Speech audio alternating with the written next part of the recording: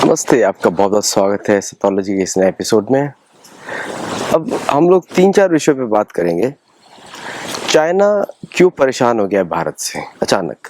China की आदत होती है, अब आपको चाइनीज़ कल्चर अगर मालूम हो तो काफ़ी वो हवा बहुत मचाते हैं, अपने कल्चर में भी। छोटी सी बात होगी भड़क जाते हैं, आपस में इंटरनल चाइनीज़ कल्चर ऐसा चलता है और शांत स्वभाव नहीं होता। जो आपको दिखता है मूवीज़ में ऐसा नहीं होता। वो लोग सारे लोग वो एक मार्शल आर्ट्स था ना कोरियन, सारे लोग वैसे नहीं होते। So they are very rattled quickly उबलते से उछलते हैं, फिर उसके बाद शांत हो जाते हैं। तो भारत ने क्या किया, बोलते हैं ना 100 सुनार की और 1 लोहार की। तो चाइना गड़बड़ी फैलाता रहता है। आपको मालूम है चाइनीज कम्युनिस्ट पार्टी वो सारे काम करती है जो उसको नहीं करने चाहिए। By the way Sun Tzu art of war भी उनकी कोई पुस्तक नहीं, सन तzu नाम का कोई आदमी नहीं था। वो तो महाभारत की कहानी है, कणिक धृतराष्ट्र संवाद की। आप मेरी बुक देख सकते हैं, युधिष्ठिर प्राणधर्म, सम्राट युधिष्ठिर द ग्रेटेस्ट एम्परर, दोनों टाइटल हैं।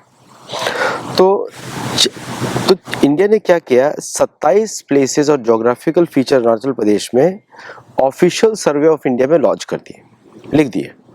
उनके नाम है लोंगजू लैंड एरिया है, माजा लैंड एरिया है, बीसा लैंड एरिया है, जोला पास है, रिजाला पास है, पुकुरला पास है, थगला पास है, संबो सरोवर लेक है, बारा कुंदुन लैंड एरिया है, छोटा कुंदुन लैंड एरिया है, धनबारी लैंड एरिया है, प्रीतनगर लैंड एरिया है, जयरामपुर लैंड एरिया है, फिर तेरितनगर लैंड एरिया है, रामनगर लैंड एरिया है, जसवंतगढ़ लैंड एरिया है, सागर लैंड एरिया है, पद्मा लैंड एरिया है, ज्योतिनगर लैंड एरिया है, बैसाखी लैंड एरिया है, शेरे थापा मेमोरियल वो मॉन्यूमेंट है, छोटा रोपोक, बड़ा रोपोक, शिवाजी नगर, सोनपुरा और कमलांग नगर वो लैंड एरिया है।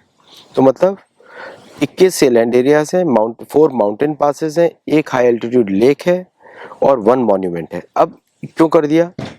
अब इसके आगे वो नहीं चल सकते। अब ये आइडेंटिफाइड एरियाज है, इस पे डिफेंड होगा, समझे आप? ये बड़ा खतरा है। चाइना क्या करता था, देखिए जो मैकमोहन लाइन है, हेनरी मैकमोहन लाइन है, भारत रिकॉग्नाइज करता है, चाइना नहीं रिकॉग्नाइज करता।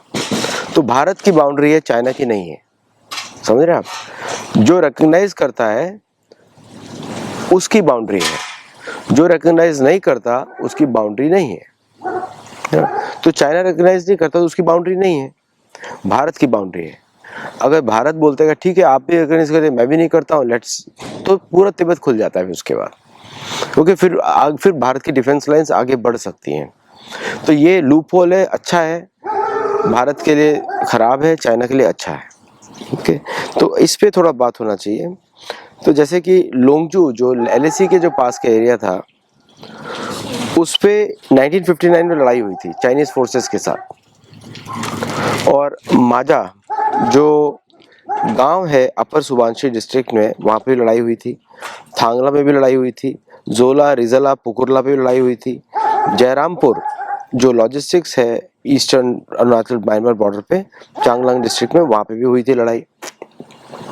जसवंतगढ़ जो 1962 का वॉर मेमोरियल है, हीरो शेखर जसवंत सिंह रावत के ऊपर, शेरे थापा मेमोरियल, और त्रिलोक सिंह थापा को जिसके लिए किया गया था। शेरे थापा जो है त्रिलोक सिंह थापा का था, और जसवंतगढ़ है जसवंत सिंह रावत का, जिन्होंने वहाँ पे बहुत बहादुरी दिखाई थी, वो उनका मेमोरियल है। ये दोनों रिस्पेक्टेड जगह, इनको मार्क करना जरूरी था। फिर उसके बाद शंभो सरोवर जो हाई एल्टीट्यूड लेक है, वो रिलीजियस साइट भी है भारत के लिए, क्योंकि शंभू का वहाँ पे मंदिर है। और जो वाइल्ड लाइफ सेंचुरीज हैं जैसे कमलांग नगर, और फिर वो अपर सुबनसिरी, चांगलांग, अंजो, वेस्ट कामेंग और लोहित, इन जगहों पर भी क्लैरिफिकेशन जरूरी था। तो मतलब अभी उसको रिकॉग्नाइज कर दिया गया है, पहले रिकॉग्नाइज नहीं किया था। अब जैसे मेंबर्स पार्लियामेंट के अंदर ढंग की डिबेट तो करने नहीं देते कांग्रेस के लोग। अब ये सब चीज़ें सरकार को बतानी चाहिए थे, बताना चाहते थे कि वहाँ पूछो, डेलिब्रेट क्वेश्चंस पूछो जिससे सरकार क्लैरिफाई करे, लेकिन उन्होंने किया नहीं। तो ये जो पर्पस क्या है, इसको आइडेंटिफाई करने का पर्पस क्या है, वो है facilitating their accurate recognition and better awareness among the public at large.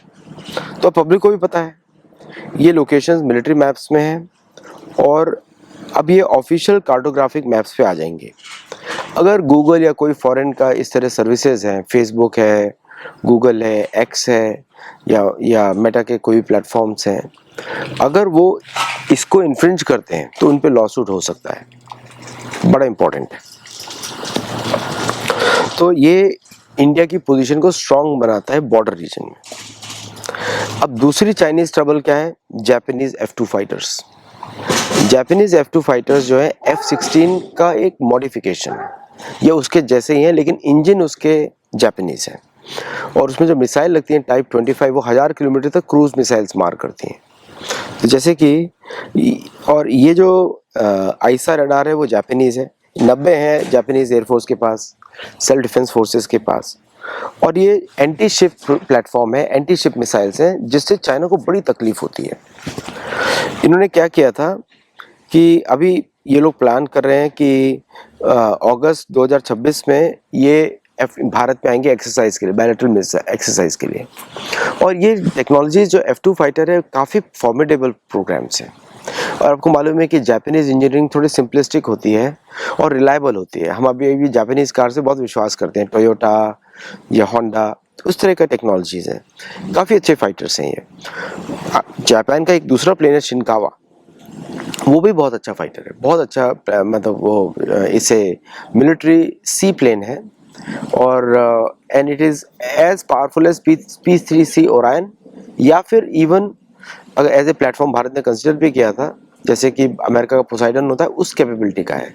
Poseidon has more capability and more room, इसलिए Poseidon is considered better than that, but still it's a very capable fighter जो समुद्र से ही उड़ता है। अब Japan air exercise Bharat की 2023 में भी हुई थी, लेकिन इसके अंदर जो टाइप 25 मिसाइल्स हैं, ये चाइना ने अभी रिसेंटली जब जापान ने थ्रेटन कर रहा था ओशन में, तो चाइना ने ये जो 1000 किलोमीटर रेंज की टाइप 25 क्रूज मिसाइल्स हैं, इसने 16 शिप्स में लगाई, 16 प्लेन्स में F2 में, और 64 मिसाइल लेके इसने जापानीज जो चाइनीज मिलिट्री को टारगेट किया। और these are very potent missiles, और जो चाइनीज शिप्स के लिए बड़ा खतरा है, ये एंटी शिप मिसाइल्स हैं, बहुत खतरनाक है ये। तो जब उन्होंने सोचा कि इसको हम F2 का जो कॉम्बैट रेडियस है वो 830 किलोमीटर का है, बहुत ज़बरदस्त है, मतलब कि चाइना का पूरा ईस्टर्न फ्रंट उसके कवर में आता है। और फिर उसके बाद अंदर तक जाएंगे, ये 1000 किलोमीटर अंदर जाएंगे, मतलब Beijing is on target by planes, सबसे formidable, reliable as compare to missiles and other thing, उनको शूट डाउन किया जा सकता है। प्लेन्स का क्या है, they can evade and they can go and test Beijing, तो ये बीजिंग के लिए है। और तो इसने एक नया स्ट्राइक एक्सेस बना दिया है चाइना का anti access anti denial network के लिए, और ये चाइनीज डिफेंसेस के लिए बड़ा खतरा है, इसको बोलते हैं F2। तो जब जापान ने 2025 में एयरक्राफ्ट कैरियर चाइना का लायोनिंग जो उसने ऑपरेशन किया था क्यूशू में, तो उसने 16 फायर किए थे क्यूशू में, और उसको PLA डर गया था उसके बाद। तो सबसे बड़ा उसने बोला F2 एनहेंसमेंट्स और पार्टनरशिप्स, उसने बोला कि ये हमारे लिए बहुत बड़ा खतरा है PLA। तो इसलिए भारत आ रहे हैं, तो जलन मचनी है चाइनीज कम्युनिस्ट पार्टी को। भारत लड़ना नहीं चाहता है, चाइनीज कम्युनिस्ट पार्टी लड़ना चाहती है, क्योंकि वो CIA ने बनाई थी। ये चाइनीज लोगों को मालूम नहीं, उन्होंने चाइनीज रिलीजन ही खत्म कर दिया। 40% कन्वर्जन है चाइना में। ये क्या होता है कन्वर्जन, ये स्टेट क्राफ्ट है। कन्वर्जन करने से, आपकी डेमोग्राफी चेंज करने से, जिसके प्रति आप चेंज होते हैं आप उसके गुलाम बन जाते हैं। जैसे भारत में FCRA में देख रहे हैं ना, सारे कॉकरोचेस बाहर आ रहे हैं, सब गुलाम हैं, सब मोटे मोटे, कितने मोटे हैं, धार्मिक तो लगते ही नहीं किसी भी हालत में, टुन सबके सब इतने मोटे मोटे इनके हैं। और देखो फॉलोअर्स कैसे गरीब, क्योंकि कैथोलिसिज्म सबको गरीब रखता है, क्रिश्चियनिज्म सबको गरीब बनाता है। Don't go by the state power. America में जो पावर जो आपको मूवीज में दिखाते हैं वो इलीट है, 1% ऑफ द पॉपुलेशन है। बाकी लोग बहुत ही गरीब हैं, 2 जॉब करते हैं, 3 जॉब करते हैं, 4 जॉब करते हैं, फिर टैक्स देते हैं। वो लोग ऊपर वाले लोग टैक्स नहीं देते, वो 0 टैक्स देते हैं। अब आते हैं अग्नि 4 मिसाइल्स। इस पे भी चाइना घबराया हुआ है कि अग्नि 4 जो है पुराने अग्नि की वेरिएंट है, जैसे अग्नि प्राइम जो बनाई गई थी उसी की वेरिएंट है। IRBM है, इंटरमीडिएट रेंज है, 20 मीटर की मिसाइल है, 17 टन का इसका वेट है, 1000 किलोग्राम का वेट कैरी करती है, मतलब 1 टन का वॉरहेड कैरी कर सकती है। फिर इसका ring laser gyroscope based inertial navigation system है, RINS बोलते हैं, फिर redundant micro inertial navigation system MINGS बोलते हैं, एंड डिजिटल फ्लाइट कंट्रोल्स। और इसकी फ्लाइट एक्यूरेसी है लेस देन 100 मीटर्स। 1 टन का warhead less than 100 meters nothing, 300 feet का डिस्टेंस मीन्स नथिंग। और इसको MIR केपेबल भी है, इसी में इसके टेस्टिंग हुआ, अभी रिसेंट टेस्टिंग हुआ है, उससे आग लग गई है। क्योंकि अगर हम भारत अरुणाचल प्रदेश से यूज़ करेगा तो बीजिंग के ऊपर जाके हिट करेगा, और वहाँ से चाहे जापान भी है, जापान और भारत, तो ये परेशानी का विषय है इनके लिए। फिर इस मिसाइल में एडवांस रीएंट्री हीट शील्ड है, 14 से 15 मैक की स्पीड पे आती है, मेरे हिसाब से ज़्यादा होगी, ये अनाउंस किया गया है। लेकिन अग्नि 5 24 मैक पे चलती है, which is one of the highest in the world. कुछ ही मिसाइल्स हैं 27 और 28 पे चलती हैं जो रशियन है। और ये मिसाइल जो है ऑलमोस्ट लाइक ओरेशनिक है, ऑलमोस्ट ओरेशनिक है। अग्नि 5 को आप ओरेशनिक से कंपेयर कर सकते हैं, इसको भी कर सकते हैं, क्योंकि इसका 2 स्टेज रॉकेट्स हैं। और अगर इसको हम देखें तो ये शॉर्टर रेंज मिसाइल्स की ये अपग्रेड है। जैसे अग्नि 5 जो है मैक 24 है, अग्नि 6 उससे भी ज़्यादा होगी। और इसका मतलब ये है कि दीज सिस्टम्स ने एक तरीके का चेकमेट दिया हुआ टर्की को दिया हुआ है, क्योंकि टर्की बहुत चप करता है, बहुत करता है चप। टर्की और पाकिस्तान का एटीट्यूड से सारी इस्लामिक कंट्रीज युद्ध नहीं कर सकती। ये डकैती कर सकते हैं, चोरी कर सकते हैं, अबलाओं पे अटैक कर सकते हैं, लेकिन आर्मी के सामने नहीं टिकते ये लोग। ये गुंडागर्दी कर सकते हैं जब तक इनको टॉलरेट किया जाता है तब तक। जैसे पुलिस का डंडा पड़ेगा सब भाग जाएंगे, कॉकरोच हैं बाहर निकलते हैं अंदर चले जाएंगे वापस। तो HIT का जब प्रयोग होता है, हिट करके एक ब्रांड आता है भारत में, इंडिया अमेरिका में तो नहीं है, तो उनका प्रयोग किया जाता है। तो जब तक पुलिस होती है, लोग टर्की ने क्या नहीं किया, टर्की ने साइप्रस में क्या क्या नहीं किया, ग्रीस में क्या क्या नहीं किया, जो बांग्लादेश में देखते हैं उन्होंने किया वहाँ के लोगों से। जो आप देखते हैं हिंदुओं के साथ हुआ बांग्लादेश में, पाकिस्तान में, सेम टर्किश लोगों ने यजीदी के साथ करवाया है, कुर्दों के साथ करवाया है, सेम चीज़ है। महिलाओं को किडनैप करना, उनके साथ शोषण करना, बोल नहीं सकता वो शब्द, जितना मतलब एक महिला के साथ 300 400 6 महीने तक, आप समझ जाइए। तो ये सारे आसुरिक लोग हैं ये एकदम। ये सिर्फ डंडे से पिटाई होती है, जब डंडा होता है ना सब चला होते हैं इनकी। और इसका जो DRDO ने डेवलप किया, अग्नि 2 के अपग्रेड किया था, अग्नि 2 प्राइम था पहले इसका नाम। अब ये भारत BDL इसको मैन्युफैक्चर करता है और इंडिया के स्ट्रेटेजिक फोर्सेस कमांड में है। तो टर्की का तो टोस्ट बन जाएगा, टर्की का टोस्ट बन जाएगा। और आपको, हम लोगों को तो ईरान से भी कोई ज़्यादा आशा नहीं रहती है, कोई युद्ध में साथ दे देगा पाकिस्तान का, जैसे उसने हमेशा किया था। तो ईरान से हमारी कोई सहानुभूति नहीं है, किसी से भी नहीं है मैं तो सिर्फ चाहता हूँ कि ईरान जो पारसिक देश था, ज़ोरोस्ट्रियन का देश था, ज़ोरोस्ट्रियन का ही देश रहे। इस्लामिज्म का उधर कोई ज़रूरत नहीं है, क्योंकि वो इतिहास है उसका। वो खुद ही बोलते हैं हम पर्शियन है। आजकल तो पाकिस्तानी बोलता है हम सिंधु सभ्यता हमारी है, तो मतलब ठीक है बन जाओ हिंदू, आज से छोड़ दो इस्लामिज्म को, है ना। इस्लामिज्म ही है ना, आइडियोलॉजी है ना, तो वास्तविक धर्म तो नहीं है, अधर्मी है। अगर इस्लाम वेदों से बाहर है तो अधर्मी है, जो भी वेदों को रिजेक्ट करता है अधर्मी है।